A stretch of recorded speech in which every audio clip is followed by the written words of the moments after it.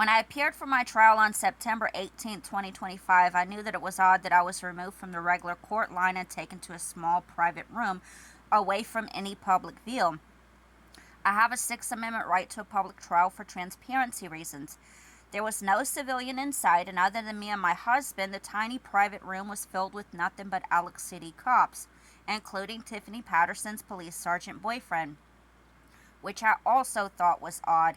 I don't even know why he was there.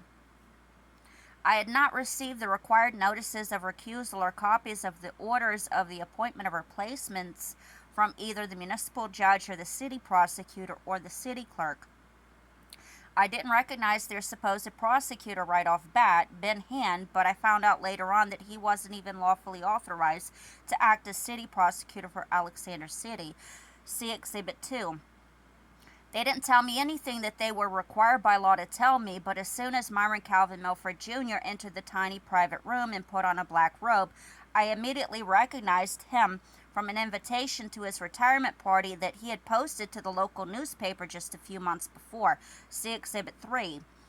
The de facto doctrine applies to lawful judicial appointments only, and the court clerk girlfriend of Sergeant Dickinson can't just sign the order of a private citizen and magically grant him judicial authority.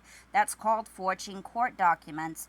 And that's exactly why I told Myron Calvin Milford Jr. that he was going to regret that bad decision.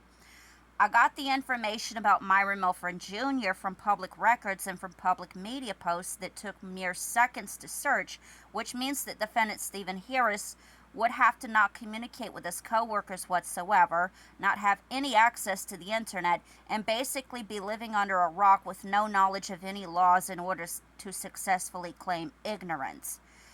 Yet he speaks to me like he thinks I'm the stupid one. Once again, that's his misogyny showing.